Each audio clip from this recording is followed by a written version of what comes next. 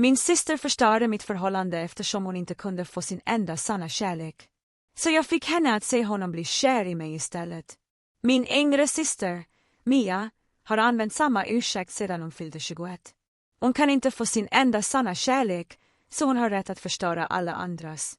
Och jag menar inte det på det gulliga sättet, hon är fortfarande upptagen med sitt exempel. Jag menar det som att om du är lycklig kommer hon att hitta ett sätt att göra dig olycklig och sedan skylla på hennes tragiska kärlekshistoria. Den enda sanna kärleken, en kille som heter Utan som hon träffade på en fest på universitetet för 4 år sedan.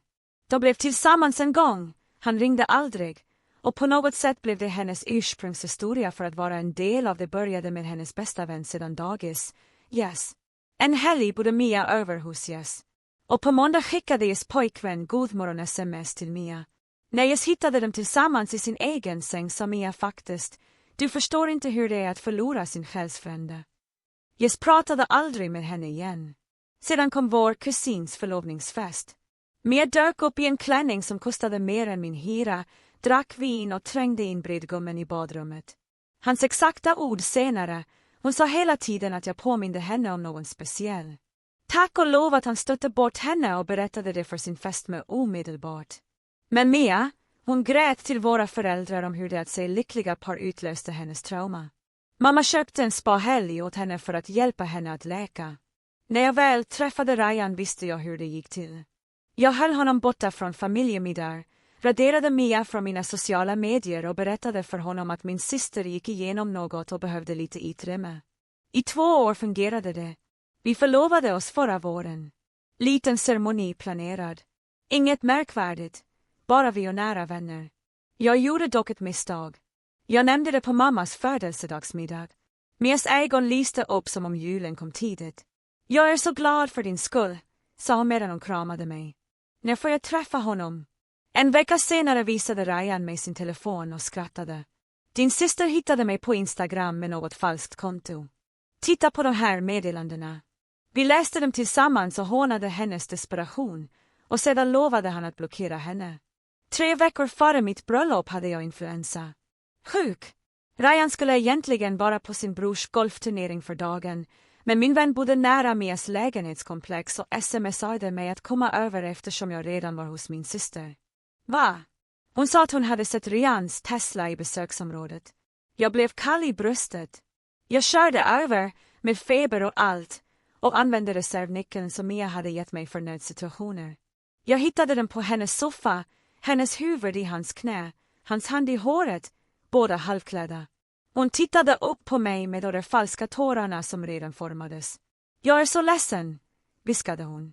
Han påminner mig bara så mycket om Utan, och jag stormade ut. Han försökte inte ens rädda det vi hade. Det var då jag bestämde mig för att hon skulle lära sig hur det verkligen känns att förlora. Utan var inte någon mystisk man som bara försvann. Vi hade faktiskt följt varandra på Instagram i 3 år. Vi hade gemensamma vänner från universitetet, gillat varandras inlägg då och då, men pratat aldrig riktigt.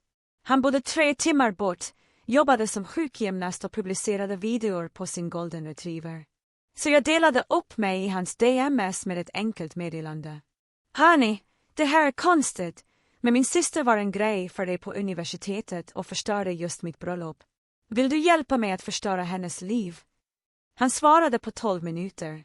Mia, tjejen som dök upp hemma hos min mamma. Jag är med. Det visade sig att hon hade kört till hans hemstad och presenterat sig för familjen som sitt livs kärlek. Marcus Tien, 31 år gammal, framgångsrik arkitekt med den där tysta charmen som fick kvinnor att smälta bara av att titta på honom.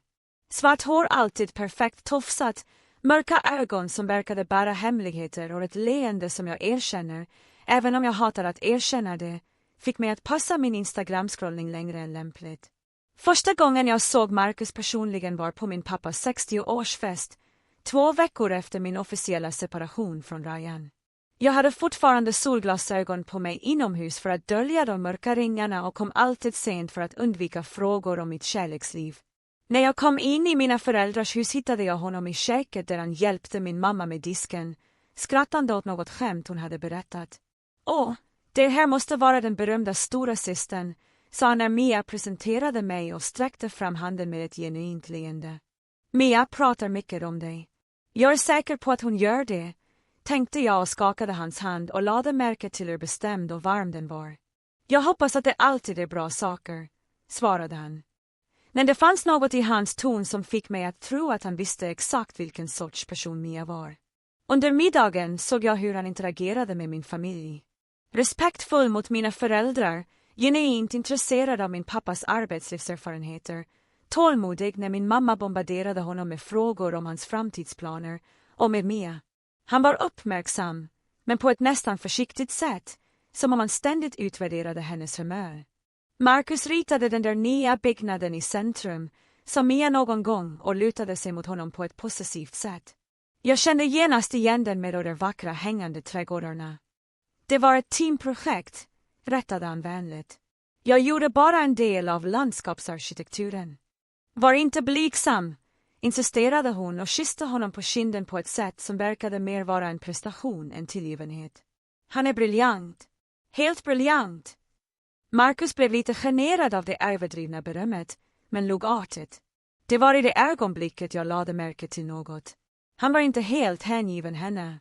Det fanns en viss reservation där, en subtil väg som Mia uppenbarligen inte lade märke till, men som var uppenbar för alla som visste hur man observerade.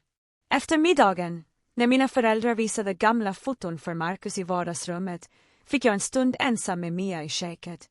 Han verkar trevlig, kommenterade jag och torkade disken hon diskade. Eller hur? Suckade hon drömmande. Han är så annorlunda från alla andra killar jag dejtat. Mer mogen, mer stabil, rikare, översatte jag mentalt och lade märke till Rolexen på hans handled och den tyska bilen på uppfarten. Hur träffades ni? På advokatbyrån där jag jobbar var han där för att mäta om ett projekt. Jag tog med mig dokument till min chef och det bara hände. Hon pausade i disken med ett drömskt leende. Det var som på film, du vet. Våra blickar möttes tvärs över rummet och det var allt. Och han frågade ut dig direkt. Inte direkt, erkände hon, och jag kunde se en skugga dra över hennes ansikte. Han var artig, men lite distanserad. Det tog 3 tillfälliga möten i byggnadens lobby innan jag lyckades få honom att be mig om kaffe. Tillfälliga möten. Hon förföljde honom tills han gav efter av artighet. Men hur länge har ni varit tillsammans? 2 månader, sa hon. Och hennes röst hade den där drömska kvaliteten som jag kände igen mycket väl. Det var samma ton hon använde när hon pratade om utan, om vår kusins fästman, om Ryan. Och jag kan känna att det är annorlunda den här gången.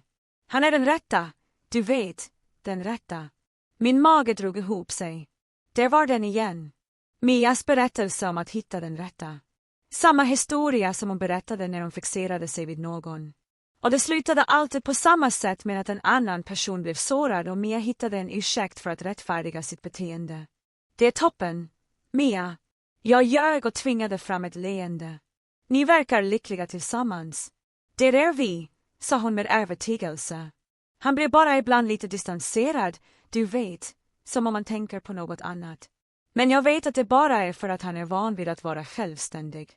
Men som Marcus öppnar sig inte lätt. Eller kanske är han bara inte lika engagerad som du, tänkte jag, men höll observationen för mig själv. När vi återvände till vardagsrummet hittade jag Marcus som tittade på ett foto på mig från kolleexamen. Studerade du också arkitektur? Frågade han. Grafisk design. Svarade jag. Men jag har alltid varit intresserad av arkitektur, främst urban hållbarhet. Hans ögon lyste upp. Verkligen. Det är ett fascinerande område. Är du bekant med Barka Engels arbete? Via 57. Väst är ett av mina favoritprojekt, svarade jag. Och jag såg genuin förvåning och intresse i hans ansikte. Vi tillbringade de kommande 20 minuterna med att diskutera grön arkitektur och stadsdesign, ett samtal som flöt naturligt och utan ansträngning. Mia försökte delta några gånger, men det var uppenbart att hon inte hade tillräckligt med kunskap för att bidra. Väsentligt. Vi borde fortsätta det här samtalet någon gång, sa Marcus när de skulle gå. Det är sällsynt att hitta någon som verkligen förstår vikten av hållbar design. Visst, svarade jag och ignorerade Mias blick. Det skulle vara intressant. Den kvällen, när jag kom hem, kunde jag inte få Marcus ur huvudet. Inte på ett romantiskt sätt, åtminstone inte medvetet. Men det var något med honom som fascinerade mig. Kanske var det faktum att han verkade vara en genuint bra person i en komplicerad situation. Eller kanske var det sättet han hade behandlat mig som en intressant person, inte bara Mias syster. Eller kanske var det faktum att jag för första gången sedan Ryan hade känt en verklig koppling till någon. Under de följande veckorna dök Marcus upp på varje familjetillställning, söndagsgrillfesten hemma hos mina föräldrar, min mosters födelsedag, till och med på vår kusins sonsdop. Och vid varje tillfälle blev Mia mer possessiv, mer dramatisk, mer desperat att hålla hans uppmärksamhet fokuserad på henne. Marcus, du måste prova tårtan jag bakade, brukade hon säga, även om han fortfarande åt. Marcus, kommer du ihåg den där roliga historien jag berättade om jobbet? Hon skulle insistera, även om han uppenbarligen var intresserad av att prata med någon annan. Marcus, kom nu. Du sa att vi hade planer. Hon skulle ljuga när hon såg att han hade roligt utan att behöva hennes ständiga uppmärksamhet. Och Marcus var för artig för att säga något, men jag kunde se frustrationen växa i hans ögon. Hur hans käke spändes när hon avbröt honom. Hur han pausade innan han svarade när hon ställde en uppenbar fråga om något de redan hade diskuterat. Hur han letade sig omkring efter en flyktväg när hon började en av sina dramatiska arbetsberättelser. Det var på min farbrors grillfest som allt började förändras. Mia berättade för en grupp om hur hon hade räddat ett viktigt ärende på kontoret. Översättning, hon hade fotokopierat dokument som någon annan hade förberett. När Marcus tyst klev bort från gruppen och kom och satte sig bredvid mig på verandan. Trevligt ställe att fly från folkmassorna, kommenterade han och tittade på min farbrors trädgård. Det har varit min favorittillflyktsort sedan barndomen, svarade jag. När familjesammankomsterna blev för intensiva, skrattade han. Jag antar att du har många historier, fler än jag skulle vilja, erkände jag. Stora familjer har sina för- och nackdelar. Och att ha en syster som Mia, det måste vara intressant. Det var något i sättet han sa detta på som fick mig att titta mer noga på honom. Intressant är ett ord. Hon är väldigt intensiv, sa han försiktigt, passionerad för allt hon gör. Det är ett diplomatiskt sätt att uttrycka det. Vi satt tysta en stund och tittade på barnen som lekte i trädgården. Kan jag fråga dig något? Sa han till slut. Visst. Vad hände med din förlovning? Mia nämnde att du var förlovad, men min mage drog sig samman. Det fungerade inte. Förlåt, jag borde inte ha frågat. Nej, det är okej. Jag tog ett djupt andetag. Egentligen var det Mia som avslutade förlovningen. Marcus tittade på mig med ett förvirrat uttryck. Vad menar du? Hon låg med min fästmö 3 veckor före bröllopet. Tystnaden som följde var så lång att jag började ångra att jag berättade det för honom. Till slut talade Marcus. Jesus Kristus. Hon sa att hon gick igenom en svår tid att han påminde henne om någon speciell hon hade förlorat. Att det inte var avsiktligt. Och att du förlät henne. Inte precis. Jag tittade på honom. Varför? Ändrade din åsikt om henne? Han var tyst en lång stund och tittade på sina egna händer. Det förklarar vissa saker, sa han till slut. Vilken sorts saker? Sättet hon klamrar sig fast, som om hon alltid är rädd att jag ska gå. Han pausade. Och sättet hon pratar om er, som om ni är konkurrenter istället för systrar. Vi är det, sa jag enkelt, åtminstone i hennes huvud. När vi gick tillbaka in märkte Mia omedelbart att vi hade pratat ensamma. Resten av eftermiddagen lämnade hon inte hans sida, utan hittade på ursäkter för att röra vid hans arm, kyssa hans kind, markera territorium på alla möjliga sätt. Men något hade förändrats. Jag kunde känna att Marcus tittade på mig under resten av festen. Och när våra blickar möttes fanns det en ny förståelse där, som om man äntligen förstod att det fanns fler lager till den här familjen än Mia hade visat. Den kvällen, när jag kom hem, hittade jag en vänförfrågan på Instagram. Marcus Tien ville följa mig. Jag tackade ja. 2 timmar senare fick jag ett direktmeddelande. Tack för samtalet idag. Det var upplysande. Jag skulle vilja fortsätta vår diskussion om hållbar arkitektur någon gång.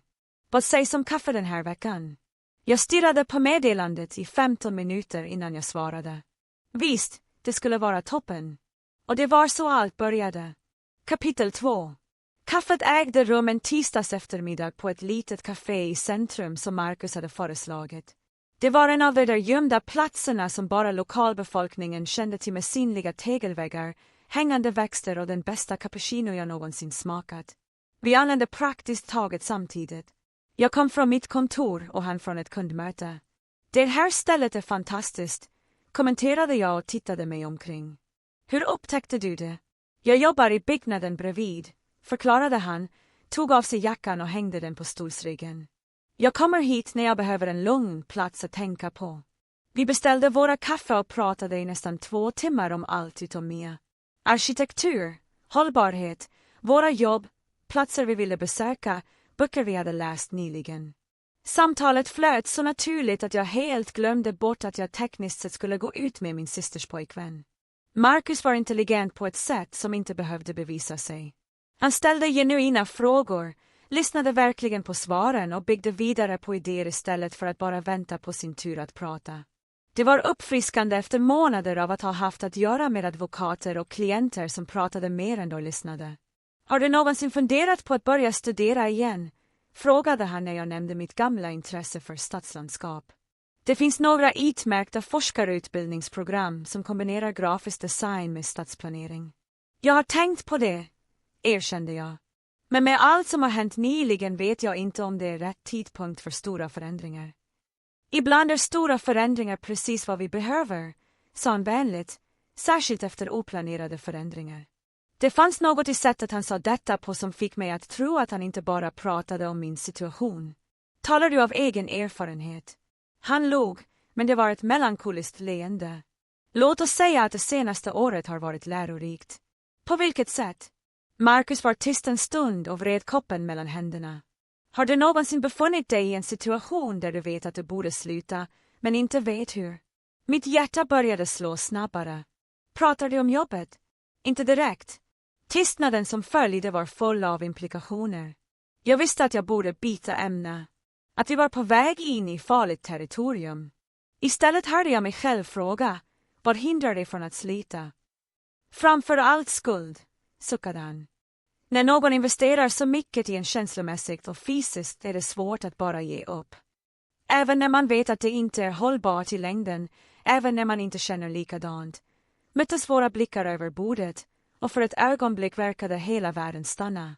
Särskilt när man inte känner likadant, sa han tyst. Det var i det ögonblicket jag borde ha rest mig upp och gått. Borde ha sagt att det inte var lämpligt att diskutera hans förhållande med min syster. Borde ha kommit ihåg all smärta Mia hade orsakat och bestämt mig för att vara en bättre människa. Istället sträckte jag ut handen och rörde vid hans hand över bordet. Det måste vara svårt, sa jag. Marcus tittade på våra sammanfogade händer och drog sig inte loss. Svårare på senare tid. Varför? För att jag träffade någon som påminde mig om hur det är när ett samtal inte känns som arbete. Mitt hjärta slog så hårt. Jag var säker på att han kunde höra det. Marcus, jag vet, sa han snabbt. Jag vet att det är komplicerat. Jag vet att det är fel, men jag kan inte sluta tänka på dig sedan den där grillfesten. Jag drog tillbaka handen, plötsligt medveten om var vi var och vad vi gjorde. Det kan vi inte. Jag vet, upprepade han. Men det förändrar inte det faktum att det var vad. Att du är den första personen på månader som får mig att vilja vara en bättre version av mig själv. Vi satt tysta i flera minuter, båda försjunkna i våra egna tankar. Till slut vinkade Marcus till servitören och betalade vår nota. Jag borde gå, sa han och reste sig upp. Marcus, vänta, stannade han och tittade på mig. Mia är min syster, sa jag, även om orden verkade otillräckliga. Oavsett hur komplicerat vårt förhållande är hon fortfarande din syster, avslutade han. Jag förstår. Förstår du? Jag förstår att du är lojal även när personen inte förtjänar din lojalitet. Han tog upp sin jacka. Det är en av de saker jag beundrar med dig. Efter att han gått satt jag på kaféet i ytterligare en halvtimme, rörde om i det som var kvar av mitt kaffe och försökte bearbeta det som just hade hänt. Tekniskt sett hade vi inte gjort något fel. Vi hade bara pratat. Men det var så mycket undertext i det samtalet att jag kände att jag på något sätt hade svikit Mia, vilket var löjligt med tanke på vad hon hade gjort mot mig. Den kvällen fick jag ett sms från Mia. Marcus sa att ni hade druckit kaffe idag. Så coolt att ni kommer överens. Han verkade mycket mer livlig när han kom hem. Jag svarade med något neutralt om hur trevligt det hade varit att prata om arkitektur, men hennes ord fastnade i mitt huvud. Han hade verkat livlig. Vad betyder det? Under de närmaste dagarna försökte jag hålla avstånd, svarade inte på Marcus meddelanden på Instagram, undvek familjehändelser där jag visste att han skulle vara och tvingade mig själv att fokusera på jobbet. Men han hade planterat ett frö i mitt huvud, inte bara om honom, utan om Mia. I åratal hade jag accepterat att Mia helt enkelt var intensiv eller passionerad. Men samtalet med Marcus fick mig att inse något jag hade förnekat. Mia var inte bara intensiv. Hon var manipulativ, beräknande och destruktiv. Och för första gången i mitt liv ville jag göra mot henne exakt vad hon alltid gjorde mot mig. Möjligheten kom 2 veckor senare på våra föräldrars bröllopsdag. Det var en liten fest, bara nära familj och några nära vänner, men min mamma hade bett alla att klä upp sig för fotograferingen. Jag valde min klänning noggrant, en marinblå midi-klänning som framhävde min silhuett utan att vara för uppenbar. Jag såg till att komma lite sent eftersom jag visste att alla redan skulle vara där och att uppmärksamheten inte skulle vara riktad mot min entré. Marcus var i köket och hjälpte min pappa med drinkar när jag kom. Han bar en ljusblå skjorta som fick hans ögon att se ännu mörkare ut. Och när han såg mig låg han på ett sätt som fick min mage att vända sig. Du ser vacker ut, sa han tyst när jag gick förbi honom för att hälsa på min pappa. Tack, svarade jag och lät min hand nudda hans när jag tog ett glas vatten. Under middagen satt jag strategiskt mittemot Marcus, 2 stolar till vänster, tillräckligt nära för att delta i samtal med honom, tillräckligt långt bort för att inte verka uppenbar. Mia var bredvid honom, förstås, och tog hans uppmärksamhet närhelst det var möjligt. Marcus, berätta för alla om det nya projektet, sa hon någon gång och lade handen på hans arm possessivt. Det är inte så intressant, sa han, tydligt generad av uppmärksamheten. Självklart är det. Han designar ett hållbart bostadskomplex, fortsatte hon och ignorerade hans obehag. För låginkomstfamiljer. Är det inte otroligt? Det låter fascinerande, sa jag och tittade direkt på Marcus. Använder ni integrerade solpaneler eller ett geotermiskt system? Hans ögon lyste upp. Egentligen kombinerar vi båda. Utmaningen är att göra allt ekonomiskt hållbart utan att offra energieffektiviteten. Och hur är det med landskapsarkitektur? Inkorporerar ni stadsodling eller bara estetik? Stadsodling, svarade han entusiastiskt. Gemensamma trädgårdar på taket, kollektiv kompostering, till och med en liten fruktträdgård. Det är briljant, sa jag och lutade mig intresserat framåt. Det måste vara otroligt komplext att samordna alla dessa system. Vi tillbringade de kommande 20 minuterna med att diskutera projektets tekniska detaljer. Mia försökte bidra några gånger, men det var uppenbart att hon inte ens förstod de grundläggande koncepten. Så småningom gav hon upp och tystnade och plockade fram sin mat med ett allt mer irriterat uttryck. Efter middagen, när alla hade gått till vardagsrummet för kaffe och dessert, hann jag med en stund ensam med Marcus på verandan. Förlåt om jag tar över samtalet där inne, sa jag. Det är bara det att ditt projekt låter riktigt revolutionerande. Be inte om ursäkt, sa han och flyttade sig lite närmare. Det är uppfriskande att prata med någon som verkligen förstår vad jag försöker göra. Mia är inte intresserad av ditt arbete. Marcus tvekade. Hon är intresserad av idén bakom mitt arbete, av hur det låter när hon berättar för andra om det. Men de verkliga detaljerna, processen, utmaningarna, han skakade på huvudet. Det är inte hennes fel. Alla behöver inte vara passionerade för hållbar arkitektur. Men det måste vara ensamt, sa jag vänligt, eftersom jag inte hade någon att dela den passionen med. Det är, medgav han, väldigt ensamt. Vi stod tysta en stund och tittade på trädgården som var upplyst av gatlyktorna. Marcus, började jag, men han avbröt mig. Jag gjorde slut med henne, sa han tvärt. Mitt hjärta stannade. Va? Igår kväll gjorde jag slut med mig själv. Varför? Jag frågade, fast en del av mig redan visste svaret. För det är inte rättvist att fortsätta med någon när man tänker på en annan person. Vi tittade på varandra en lång stund. Sedan kom Marcus långsamt fram. Kan jag kyssa dig? Frågade han tyst. Istället för att svara flyttade jag mig närmare och kysste honom först.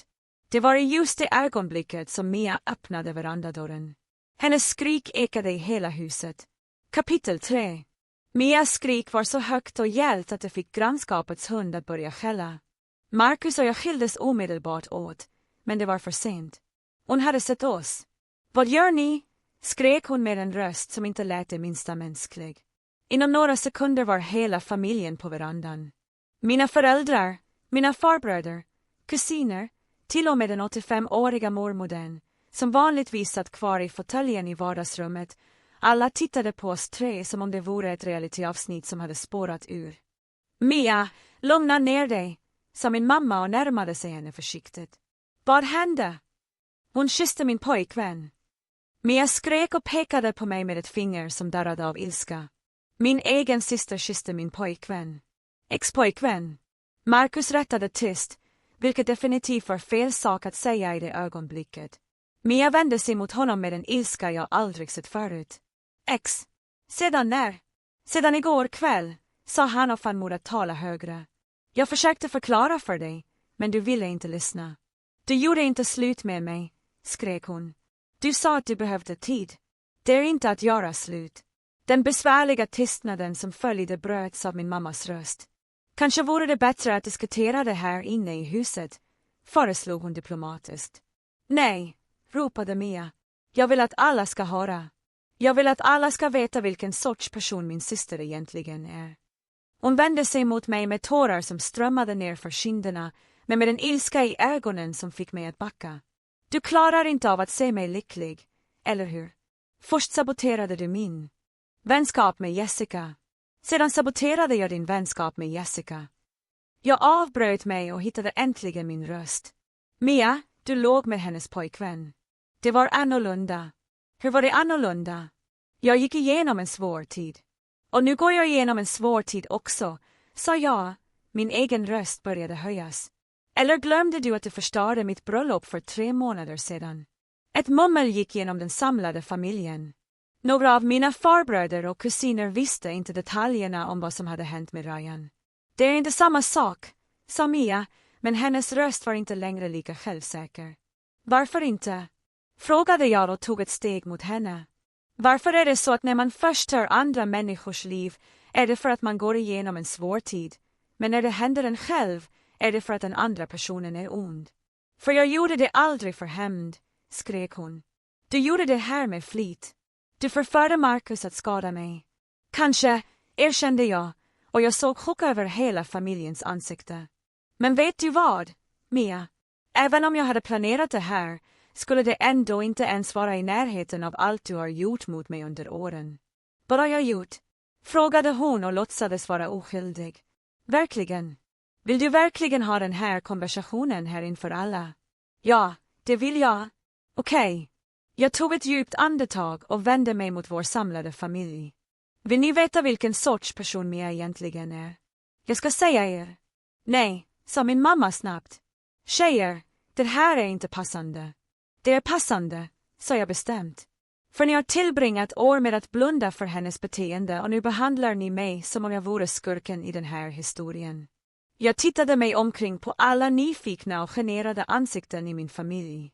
När jag var 16 och dejtade Jake Morrison råkade Mia berätta för honom att jag hade hängt med hans bästa vän på en fest.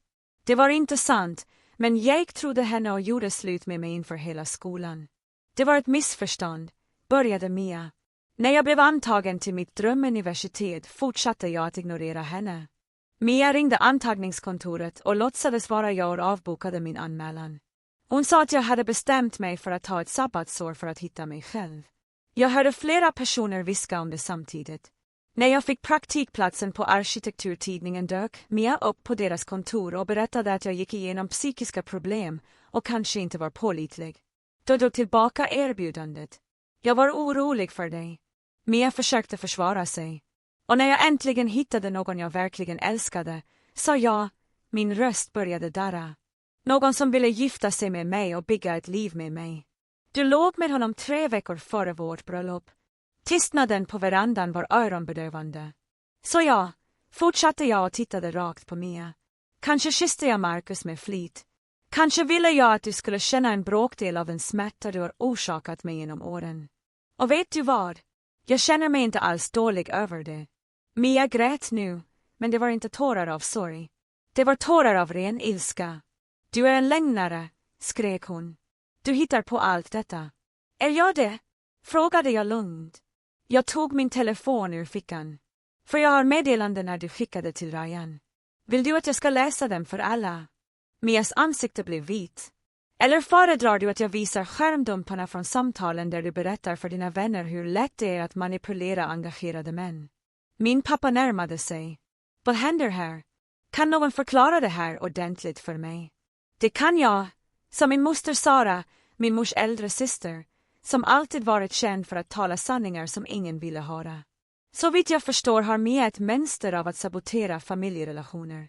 Och slutligen gjorde någon mot henne vad hon alltid gjorde mot andra. Moster Sara, började min mamma. Nej, Linda, sa moster Sara bestämt. Jag har sett det här hända i åratal. Kommer du ihåg när hon berättade för alla att kusin Karla var otrogen mot hennes fästmö på Mörhippa när Karla inte ens var där? Det var ett missförstånd, sa min mamma svagt. Och när hon av misstag tappade Julias ring i avloppet före bröllopet och Jessica-historien och nu Ryan, skakade moster Sara på huvudet. Linda, någon gång måste du sluta blunda. Min kusin Daniel, som hade varit Ryans klasskamrat på universitetet, talade för första gången. Sanningen att säga, Ryan berättade sin version av historien för ungefär 2 månader sedan. Han sa att Mia dök upp hemma hos honom och sa att du hade bett henne kolla om han verkligen jobbade sent, som om han sa att du var misstänksam och ville vara säker innan bröllopet. Allas uppmärksamhet vändes mot Mia som blev rödare och rödare. Och när han sa att det var konstigt eftersom ni 2 pratade varje dag och du aldrig nämnde att du var misstänksam, fortsatte Daniel. Hon sa att du bad honom att inte nämna det, att det bara var så att du kunde vara säker på att du inte ville verka kontrollerande. Det är inte sant, sa Mia snabbt. Han visade mig sina meddelanden, sa Daniel enkelt. Alla tidsstämplade och dokumenterade. Min mamma tittade på Mia med ett uttryck jag aldrig sett förut. Mia, är det här sant? Jag försökte bara skydda henne. Mia stammade. Ryan var inte bra. Hon förtjänade att veta. Genom att ljuga för honom om vad jag hade bett dig att göra, frågade jag. Hur skyddade det mig? Du skulle aldrig ha fått reda på det. Vem han egentligen var om jag inte hade gjort det. Han gjorde ingenting. Jag exploderade. Han gjorde ingenting. Du dök upp hemma hos honom med en påhittad historia. Kastade dig över honom när han var förvirrad och full och fick det sedan att verka som om det var hans idé. Det var inte så, eller hur? Skrek jag, tog min telefon och scrollade tills jag hittade det jag letade efter. Sedan ska jag läsa meddelandet du skickade till din vän Kelly samma kväll. Jag harklade mig och började läsa. Uppdrag slutfört. Min systers fästman är lättare att knäcka än jag trodde. Några strategiska lögner, lite alkohol och vojla. Hon kommer att tacka mig senare för att jag räddade henne från ett hemskt äktenskap. Tystnaden som följde var absolut. Och här är en till. Jag fortsatte att scrolla ner. Ärligt talat vet jag inte varför jag känner mig dålig. Det är inte som att hon var riktigt nöjd med honom. Hon höll bara på att lugna ner sig för att hon blev gammal och desperat. Mia skakade kraftigt på huvudet. Du tar det ur sitt sammanhang. Åt en till, sa jag och hittade meddelandet som hade sårat mig. Det måste. The best part is that now she'll be single again, so she won't think she's better than me anymore. Single sisters are much more than married sisters. Min mother covered her mouth with her hands. Min fatter looked like he had been hit by a truck. Mia, my mother said in a low voice. Tell me this isn't true. Mom, I can explain. Explain ten. Hated me uncle, Roberto, my father's younger brother, who had always had an explosive temper. Explain how you destroyed your sister's life on purpose. It didn't destroy anything, Mia cried. I saved her. You don't understand what Ryan was really like. What was he really like? I asked. You spent exactly 3 years with him before deciding he was no good. 3 years in 2 years of relationship. I knep bit away he looked at me. For god saker, Mia, exploderade Aunt Sara. Not every man who looks at you wants something. Som ett timmes är just being polita. That's not true. Yes, it is, sighed Marcus, speaking for the first time since I had admitted he broke up with her. Mia, You interpreted every normal konversation vi hade oss i tv som meting more. Every time I oss på lite, you tog I oss flirting. Every time I låg här at your jukes, you tog I oss falling in love. You var, she insisted. You said I oss special. I said you were an interesting person, Marcus corrected. Which is very different. You don't understand, Mia said, turning to the family us EF expecting support. You don't know what it's like to be me. Always in her head of, always being compared. Compared. I låg head, but it wasn't a happy sound. Mia, since we were born, Mom and Dad have told me to be patient with you. To let you win, not to compete. You have never been in me head of because I never tried to cast a head of. That's not true, isn't it? I hated. How many times did I let you win games because you threw tantrums when you lost? How many times did I say you were right when you were obviously wrong because it was easier than dealing with your attacks? How many times did I give up things you wanted because you wanted them more?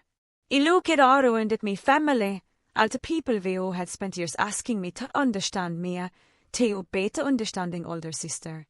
And the first time in my life that I do something I want, something that makes me happy.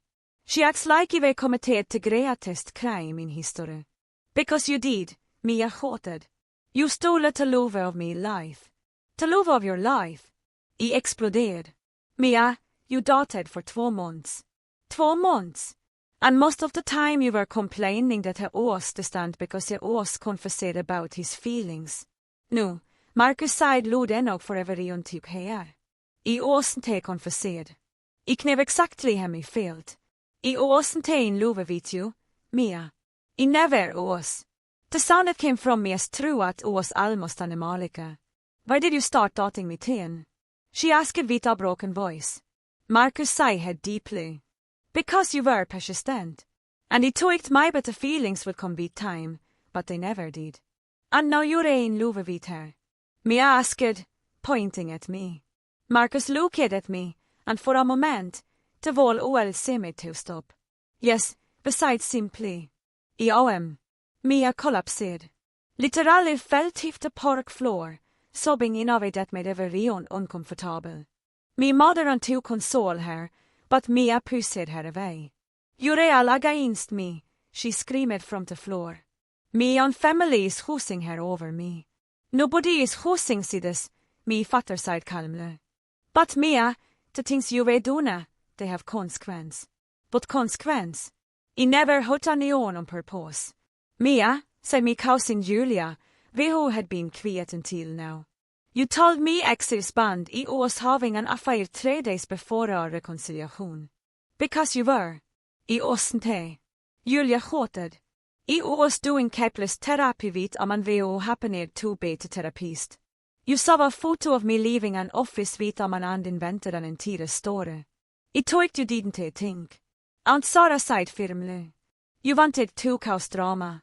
And when you spread to half the city that he had lost me job, me cousin Andrade, when he had just hung at office, you kneved that, but you thought it would be more interesting to tell it like he had been feared.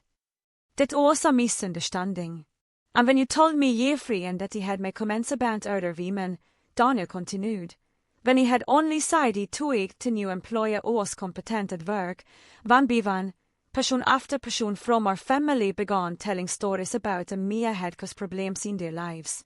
Small lies, exaggerated gossip, accidental misunderstandings that always cause maximum drama. Mia became smaller and smaller on the floor, realizing that her support network was evaporating before her eyes. You're all against me, she repeated. But now her voice was weaker. No, said my mother calmly, sitting on the floor next to her. We love you, Mia. But loving someone doesn't mean ignoring when that person is hurting other people. I never hurt anyone on purpose, Mia insisted. But now it sounded like a child repeating a lie she didn't even believe anymore. Maybe not consciously, my mother said gently. But impact matters more than intention, there. Mia looked around at the entire family, searching for at least one person who was on her side. She found none. Finally, she stood up slowly. Fina, she sighed, wiping her face. I ger till te. You force her oss allvais. Mia, me fatter began. Nu, she sighed, raising her hand. It's all clear now. I never had a chance in this family anyway. She turned to me and for a moment is of submitting that looked almost like respect or maybe recognition. Or maybe you won, she said simply. Congratulations. And then she left, leaving the entire family on the porch in absolute silence. Chapter 4. After Mia left, my parents' wedding anniversary party obviously ended. People started saying goodbye in small groups, whispering among themselves about the drama they had just witnessed.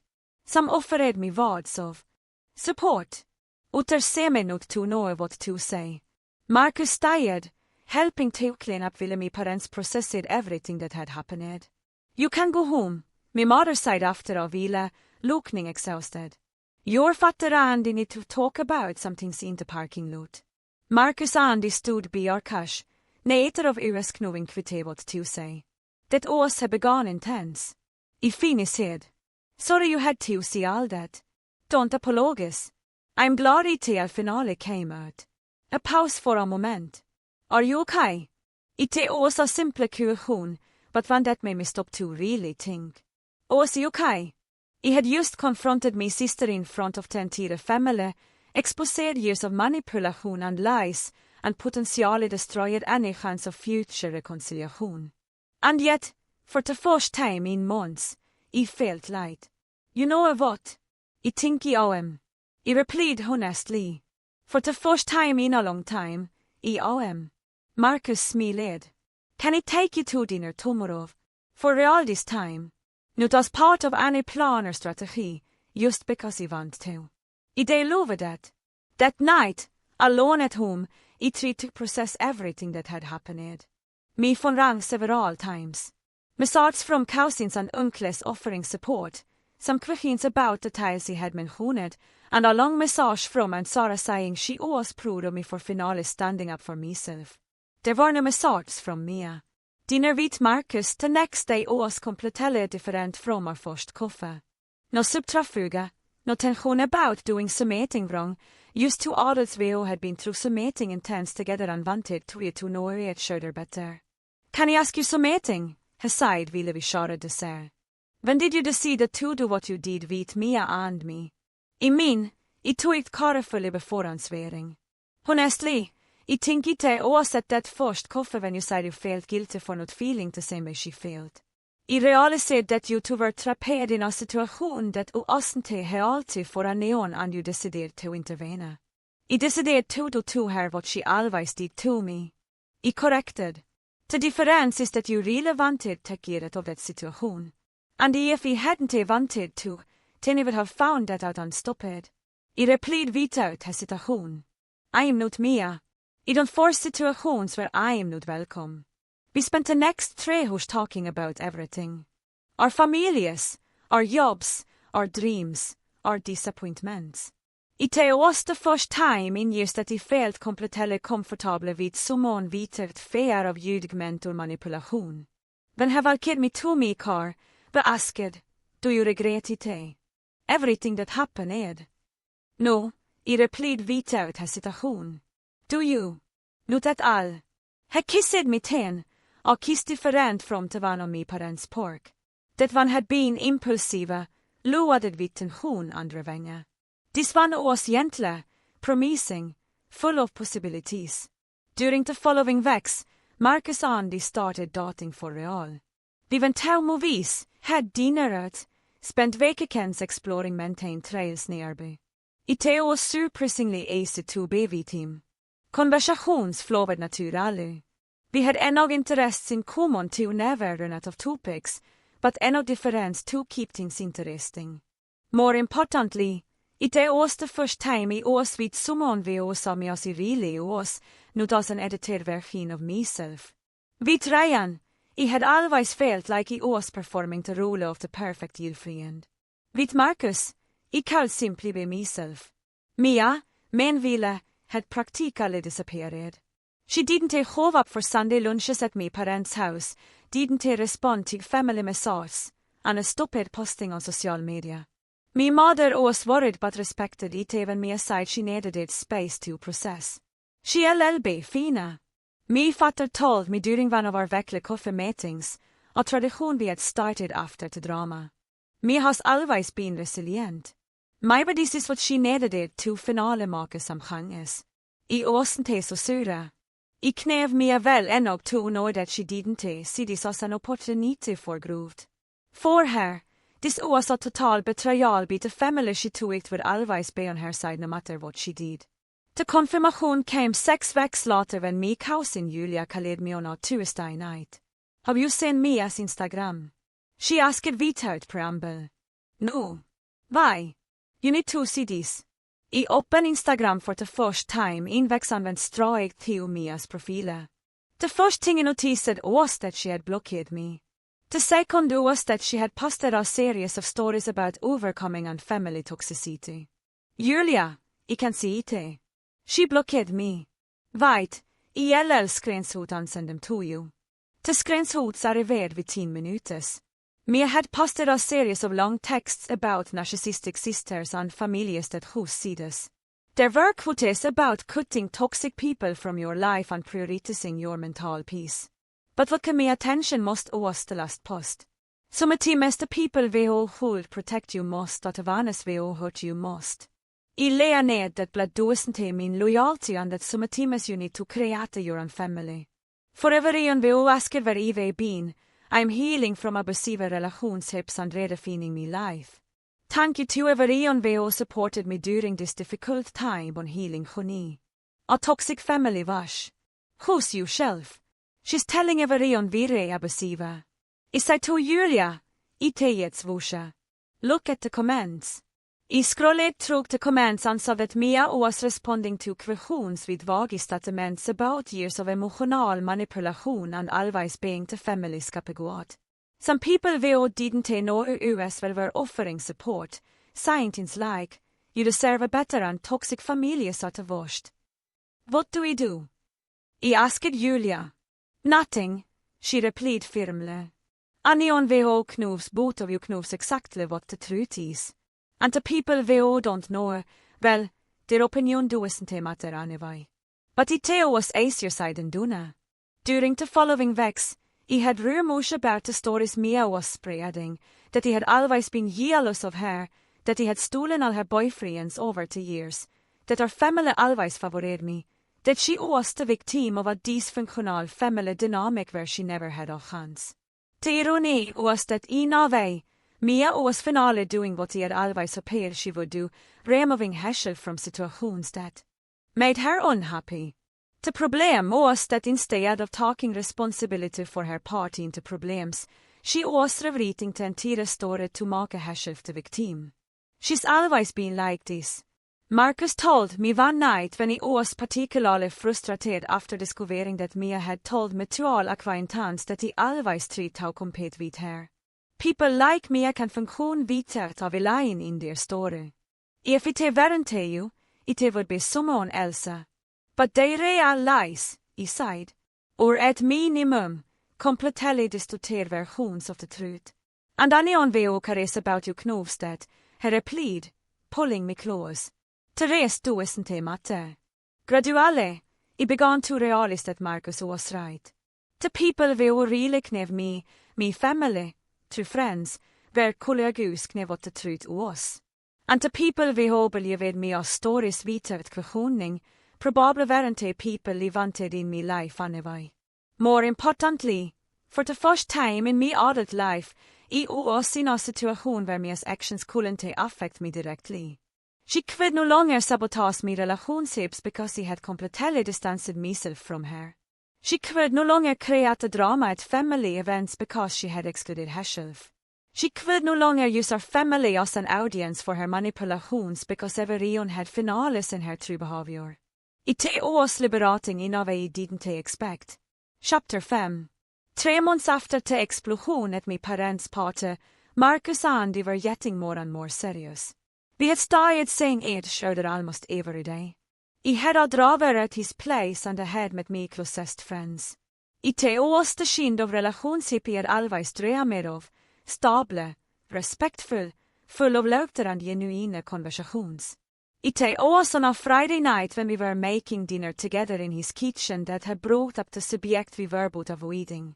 Have you been thinking about me? He asked, hopping vegetables for the salad. Some timmes, I admitted why. Just I don't know. Some timmes I wonder if we did the right thing. I stopped stirring the risotto and tuned to him. Do you regret it? No, beside quickly.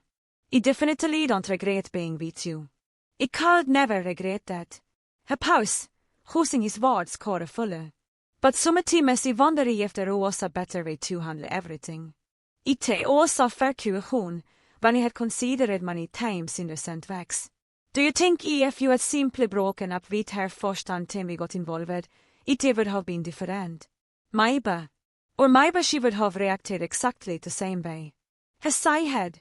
It's impossible to know. Marcus, he sighed, approaching him and putting my hand on his face.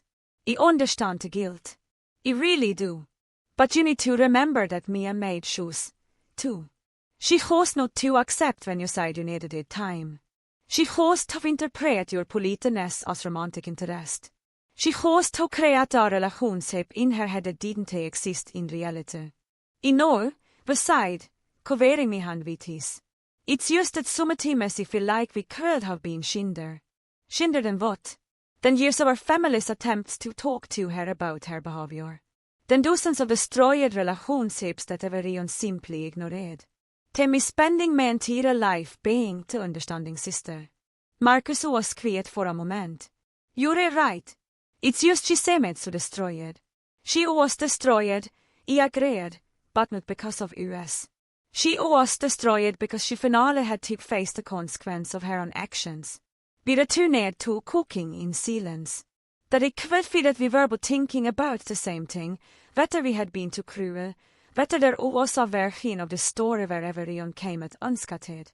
The answer came 2 weeks later in a way neither of us expected. It was a Tuesday afternoon when I received a call from my mother. Her voice sounded strange. Not exactly worried, but confessed. Can you come over? She asked. There is some meeting I need to have you. When I arrived at my parents' house, I found my mother and father sitting at the kitchen table with a pile of papers between them. What is this? I asked, sitting down. Letters, my father said simply. From Mia. 2 people hurt. I looked closer and saw they were handwritten letters, several pages each, with different names on the envelopes. Jessica, the ex-best friend, Julia, our cousin, Ryan, me ex-fiance, even Marcus. She brought this morning, my mother explained. She said she was in therapy and that her therapist suggested she write apology letters to all the people she hurt. She's not going to send all of them. Some are used for her process, but she wanted us to see them. And he asked courteously. She took responsibility, my father side, sounding surprised. For everything. No excuses, no justifications, no trying to minimize. My mother pushed one of the letters in my direction. This one is for you. With trembling hands, I opened the envelope and began to read. Dear sister, I know this letter probably comes too late, and I know you have every right not to want to read it. But my therapist says it's important that I take full responsibility for my actions, even if it doesn't change anything between us. I destroyed your wedding with Ryan on purpose. It wasn't an accident. It wasn't because I was confessed or going through a hard time. It was because I couldn't stand to see you happy in a way I never managed to be. I invented a story about you being suspicious of him because I knew it would create the opportunity I needed. And when he was vulnerable, I took advantage.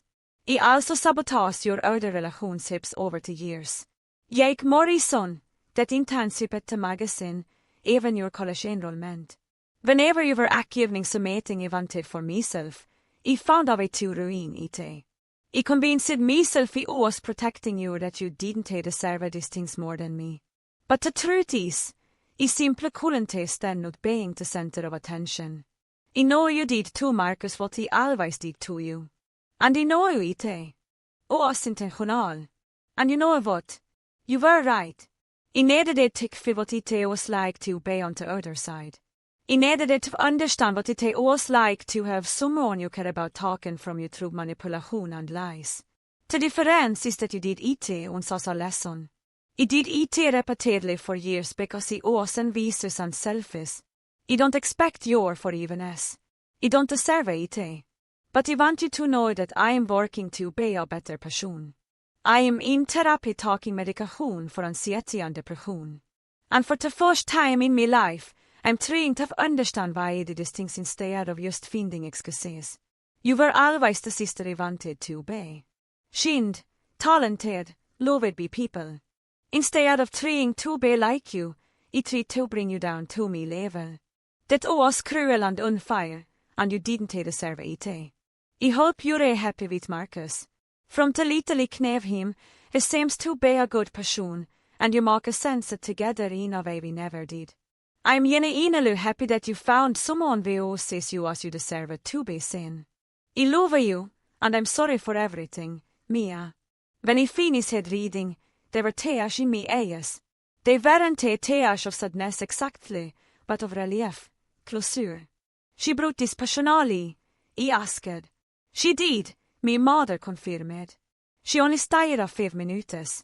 She said she didn't expect it to change anything, but that she needed it to do her part to try to repair the damage she caused. How did she seem? Different, my father side talked fuller. More quiet, more mature, maybe. She lost weight and seemed tired, but not in a bad way, like she was finally sleeping properly. We spent the next hour talking about the letters, about what this meant, about whether we believed me as feints was genuine or just an utan manipulation. In the end, we concluded that there was no way to know for sure, but that the fact that she wasn't expecting anything in return, not forgiveness, not reconciliation, not even a response was a good thing. That night, I gave the letter to Marcus. He read it in silence, his expression hanging as a processed each paragraph. How do you feel about this? He asked when I finished. I don't know, I admitted honestly. Part of me wants to believe she's really hanged. Another part is waiting for this to just be another one of her strategies. And if it's genuine, then maybe someday we can have some kind of relationship again. Not like before, never like before, but maybe something functional.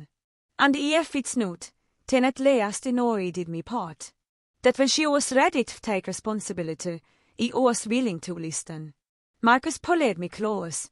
You're a better person than I would be in this situation. I don't know about that, but I know I don't want to spend the rest of my life carrying anger. Not for her, for me. I put a letter in a drawer at my desk and tried not to think too much about it in the following weeks. Marcus and I continued our normal life, work, dinners, weekends together. We had started talking about us moving in together. And as terrifying as the idea was after everything that had happened with Ryan, I was starting to seriously consider it. It was 3 months after the letter that I saw Mia for the first time since my parents' party. I was at the grocery store shopping for dinner when I saw her into organic produce isle. She was thinner than I remembered, and her hair was shorter in a cut that made her look more mature. She was dressed simply with the dramatic makeup she used to wear and seemed to be really focused on her shopping list. For a moment, I considered pretending I hadn't seen her and quietly leaving through the other side of the store, but something made me walk toward her. Mia, I sighed quietly. She looked up from her list and for a second seemed like a freaked animal. Then her face calmed into an expression I didn't recognize. Not exactly peace, but something close to it. She replied. How are you? Good. And you? Better, she sighed, and it seemed genuine. Different, but better. We stood in silence for a moment. 2 sisters who had once been close, now strangers in a grocery store isle. I got your letter, I said finale. I figured you did. Mom said you all talked about it. It was unexpected. Mia gave a small sad smile. Med terapist side it would be the hardest part of the whole process, admitting exactly what he had done without excuses. Analosity to vrit. Horrible, she admitted, but necessary. He had never really talked about and me actions affected other people. He was always to focus on him he failed, on him he was being wronged. More silence. Then she asked, how are things with Marcus? Good, he replied carefully. Very good. I am glad, she sighed. And told me surprise, seemed sincere. You make a sense together. He always knew you did, even when he was pretending he didn't see it. Mia, no, she interrupted gently. I'm not saying this to make you feel guilty or to try to manipulate something. I'm saying it because it's true. You talk in a way that Marcus and he never could. You compliment each other. Thank you. He sighed, not knowing what else to say. And he wanted to know, she continued, that he understand why you did what you did. I'm not happy about it, obviously, but he understand. And if he were in your place after everything he did to you over the years, he probably would have done it the same thing. That doesn't make it right, he sighed. No, she agreed. But it also doesn't make you a bad person. Just him on. A woman passerade by us with her cat, reminding us we were having this conversation in the middle of a grocery store. It should go, Mia sighed. But it was good to see you. Really? For me, too, I replied and realized he was being honest. She started to walk away, then turned back. Can I ask you something? Sira, could you forgive me something? Not now. I know it's too early, but maybe eventually. The question could me be surprise. I talked carefully before answering. I don't know, I said honestly, but I am trying. And it's already more than I thought it would be possible of 5 months ago. She nodded as if that was more than she expected. It's enog, she sighed. More than enog. And then she really left, leaving me alone among the organic fruits, processing a conversation I never imagined we would have. That night, I told Marcus about the encounter. And do you feel? He asked. The question that was becoming our standard way of processing anything related to Mia. Hopefully replied after thinking for the first time in vel maybe sin childhood. I feel like maybe there is a version of the future where Mia and I can coexist without constant drama. Would that be good? It would decide realizing it was true. It would stay be like before and maybe we'll never be close again. But it would be peaceful. Marcus kissed me forehead. You deserve a peace. We deserve it. I corrected. I love us. 6 months later, Marcus and I moved in together. A year after that, he proposed to me on a maintained trail in the same place where we had our first really honest conversation about our families and our pasts.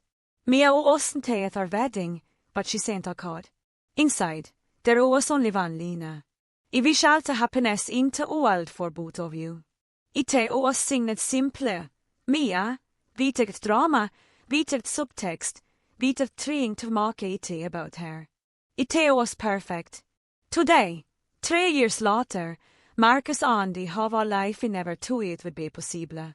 We live in a house we designed together, work on projects that excite us, and have the kind of stable and respectful relationship we always dreamed of, but never knew if it really existed. Mia and I speak occasionally, bitte texts, congratulations for work promotions, condolences when our grandmother passed away. She's still in therapy, still working on herself. She started dating someone new recently, and she met in therapy group. And from what our mother tells me, it's a healthy and stable relationship.